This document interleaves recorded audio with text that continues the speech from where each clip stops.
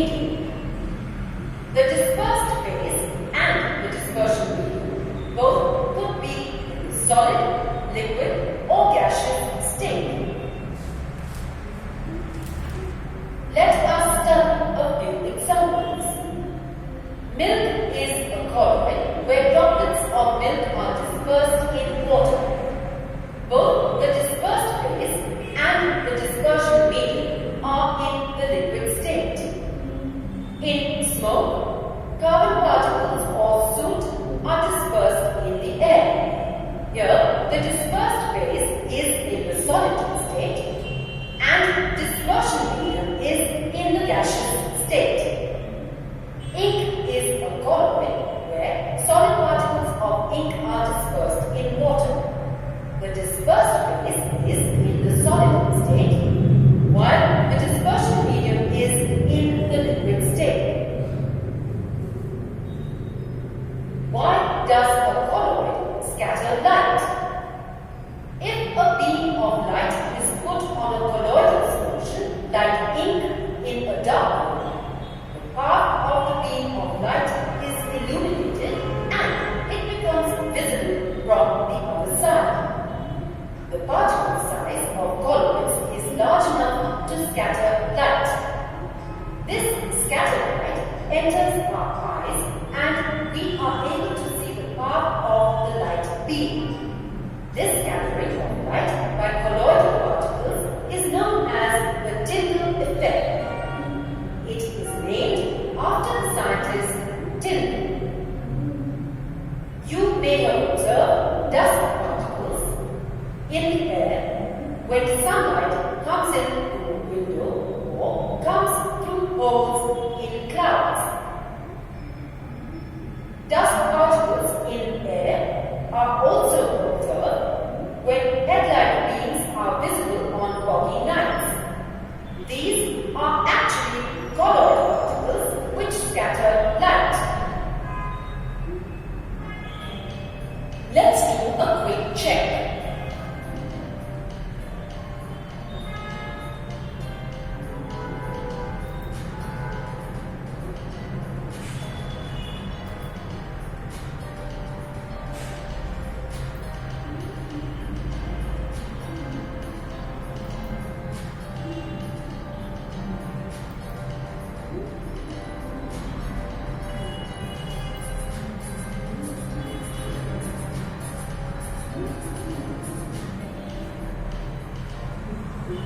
Separation techniques.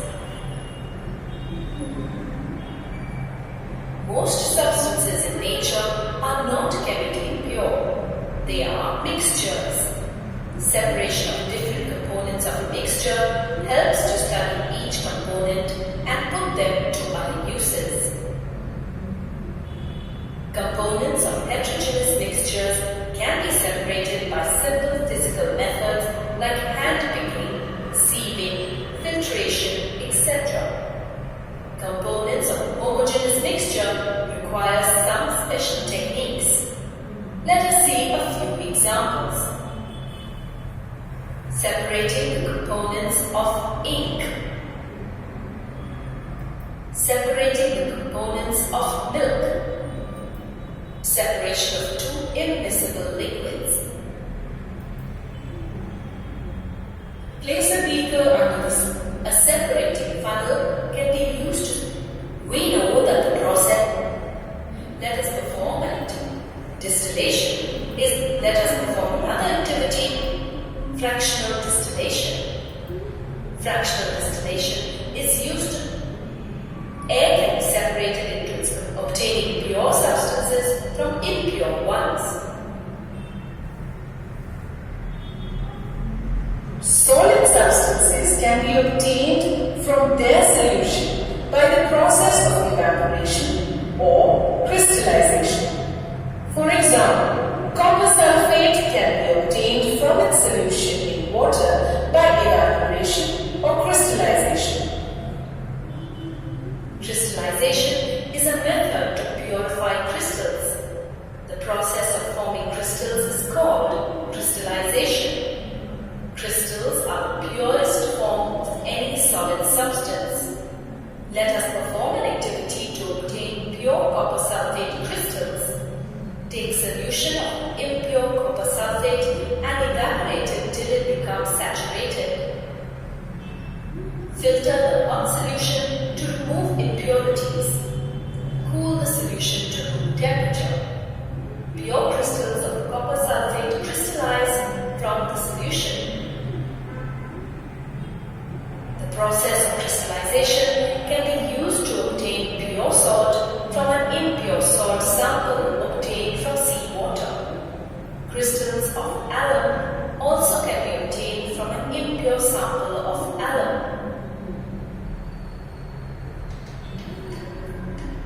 Let's move to each slide.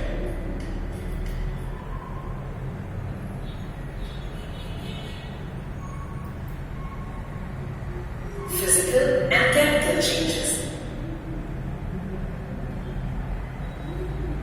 We observe many changes around us. When ice cream is kept outside the freezer, it melts after some time. When you put few drops of lemon juice in boiling milk, it curdles. Let us name these two changes as C1 and C2. When we keep the melted ice cream back into the freezer, it again solidifies. That is, the change is temporary, reversible, and ice cream does not change to a new substance. Also, its composition remains the same. This type of change is called as a physical change. In change C2, milk curdles to form a new substance, cottage cheese or paneer as it is commonly called. We cannot get back the original substance, milk. That is, it is a permanent and irreversible change, and hence it is called as a chemical change. Let's do a quick check.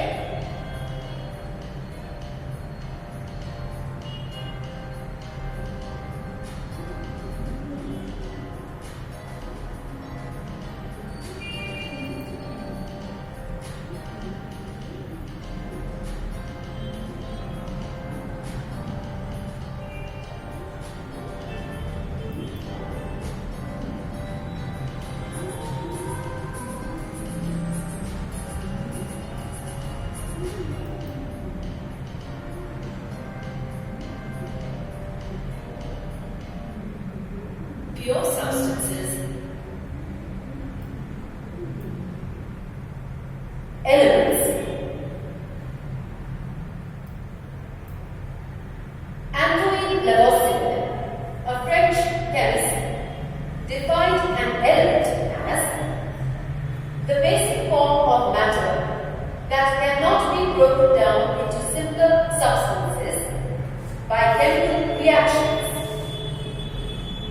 Examples of elements are copper, iron, carbon, hydrogen, etc. Today, there are 119 elements known to us, out of which about 92 elements are naturally occurring. An element can be represented by using a symbol. For example, the symbol of hydrogen is H. A molecule of hydrogen consists of two hydrogen atoms. Hence, the molecular formula of hydrogen is written as H2. Copper is an element. It is made up of only copper atoms and is represented by the symbol Cu.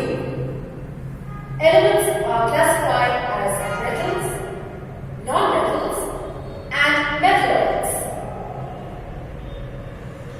Non-metals. Non-metals are in the solid, liquid, or gaseous state. They are brittle. Non-metals are not lustrous, solidless, malleable, or ductile. They are poor conductors of heat and electricity. of non-metals are oxygen, hydrogen, nitrogen, carbon. Metalloids. There are some elements that have properties similar to metals as well as non-metals. They are called metalloids.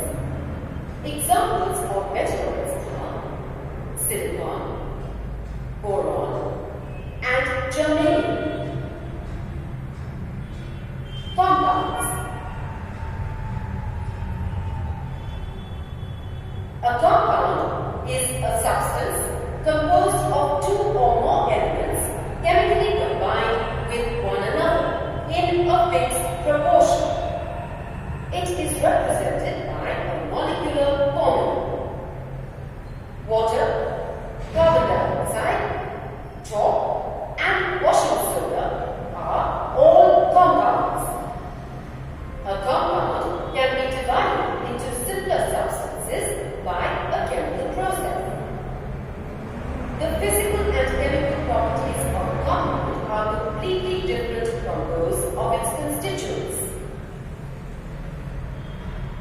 Why is water a compound? Water is composed of hydrogen and oxygen. They are chemically combined with each other in the ratio of 2:1. Its molecular formula is H2O. The properties of water are different from those of hydrogen and oxygen. Hydrogen is combustible, while oxygen supports burning. But water is neither combustible nor does it support burning. In fact, if water is poured on a fire, the fire stops. Why is mercuric oxide a compound? Mercuric oxide cannot be separated into its constituents, mercury and oxygen, by any physical method. On heating, mercuric oxide decomposes into mercury and oxygen gas. The properties of mercuric oxide are completely different from mercury and oxygen. Mercuric oxide is a solid. Mercury is a shiny liquid, while oxygen is a gas. Similarly, sodium chloride is a compound of sodium and chlorine. Sodium and chlorine are highly reactive and poisonous elements, but the compound sodium chloride formed has completely different properties from the constituent elements. It is neither reactive nor poisonous. We use it as table salt. Which is the smallest part of a compound whose properties are the same as that of the compound? The smallest part of a compound is a molecule. All the molecules of a compound are alike and have properties similar to that of the compound. Let's do a quick check.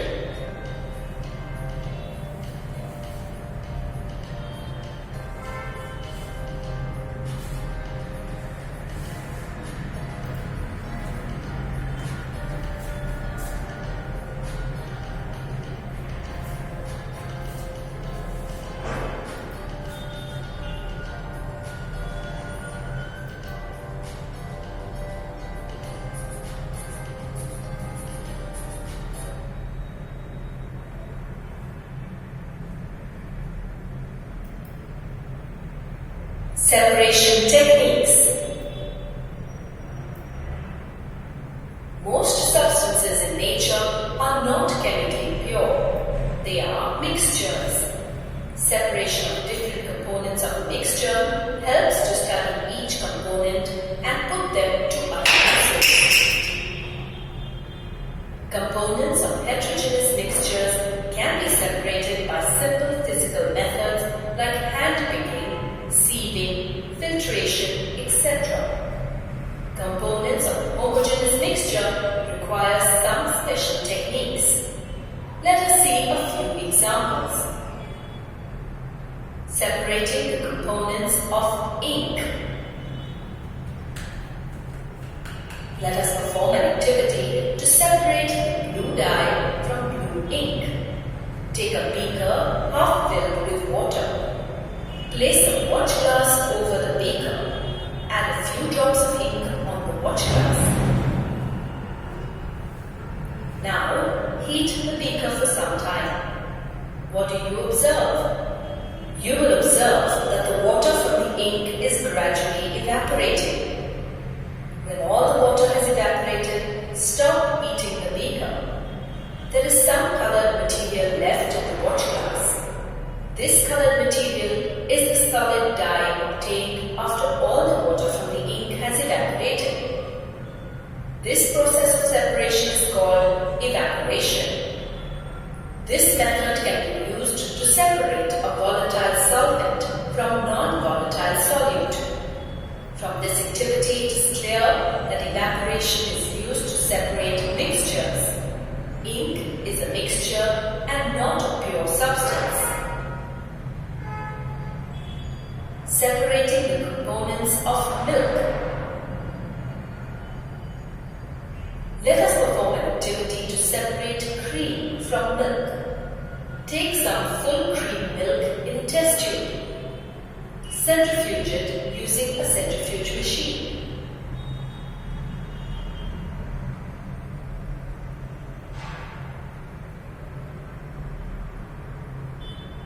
What do you observe? Milk gets separated into cream and skimmed milk. Cream, being lighter, floats over the skimmed milk. This method of separation is called centrifugation. Centrifugation is a method in which a mixture is rotated at high speed in a centrifuge. Due to the high speed, suspended particles present in the mixture are separated from the liquid. The process of centrifugation is used in washing machines to squeeze out water from wet clothes. Centrifugation can also be used in diagnostic laboratories for blood tests. Blood is a mixture of blood cells and plasma. Blood can be separated into blood cells and plasma by the process of centrifugation. Clay particles suspended in water can be easily separated by the method of centrifugation. The clay particles, being heavy, settle at the bottom and the clear water remains at the top. Separation of two immiscible liquids. Liquids which do not mix with each other are called immiscible liquids. A mixture of kerosene and water is immiscible. Arrange the separating funnel on the stand. Fill the mixture of water and kerosene in the funnel. At this time, the cork is kept closed. The layer of kerosene is seen because water and kerosene are immiscible with each other.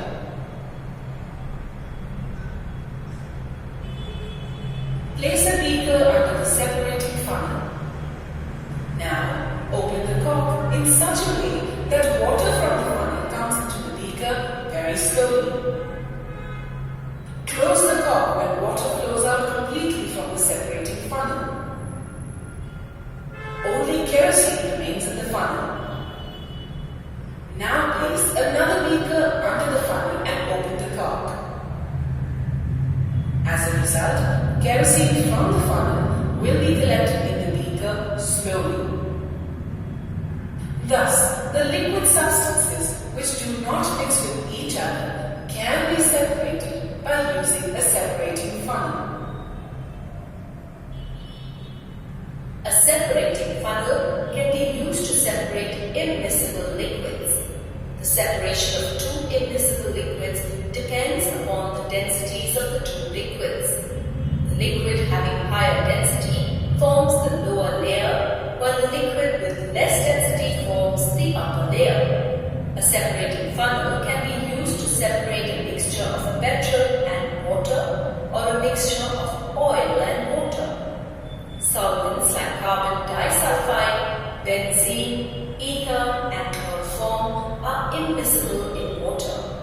Separating funnel can be used to separate mixtures of carbon disulfide and water, benzene and water, ethyl water, and chloroform and water.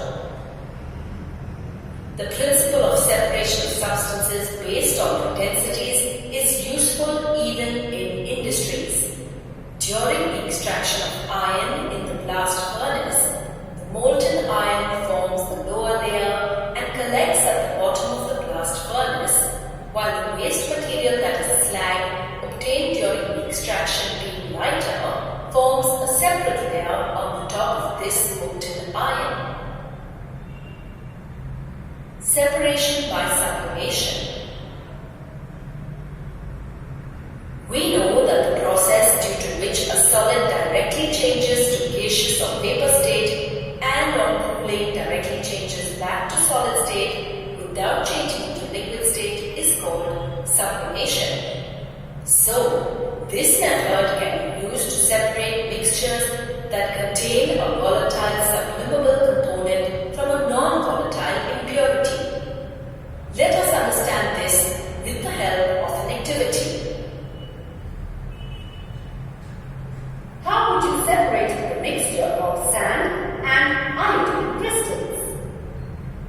Take a mixture of sand and iodine crystals in an evaporating dish. Plug the open end of the funnel with cotton. Place an inverted funnel over the dish. Now, heat the dish. There are violet vapors visible. Stop heating the evaporating dish and allow it to cool. There is a violet deposit on the inner wall of the glass funnel near the base of the stem. With the help of a spatula, scrape out this into a watch glass. These violet crystals are iodine crystals. Observe the evaporating dish. What remains in the evaporating dish is sand. In this way, sand and iodine can be separated. Separation by chromatography. Let us perform an activity to understand chromatography. Take about 10 ml of 50% alcohol.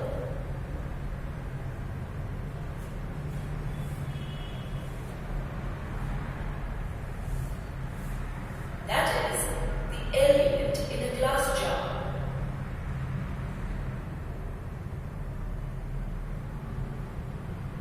Cover it with its lid.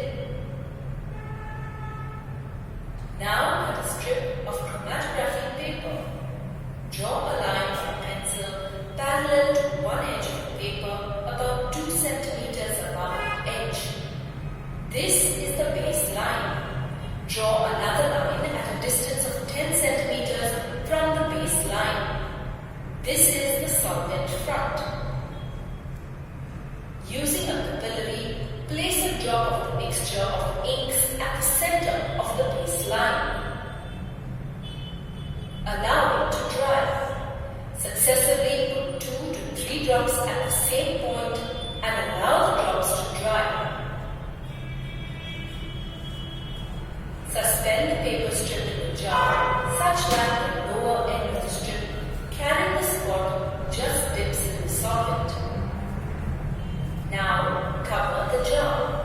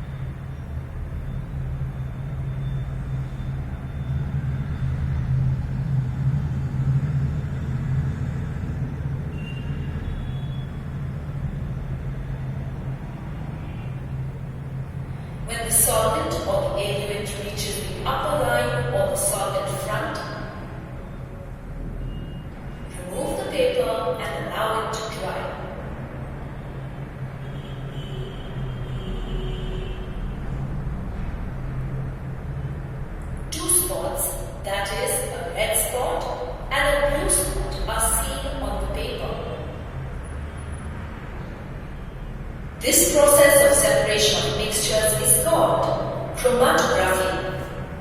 This method is used to separate those substances that dissolve in the same solvent. Generally, different components have different solubilities. The component which is more soluble rises higher than the component which is less soluble. In this way, the different components get separated.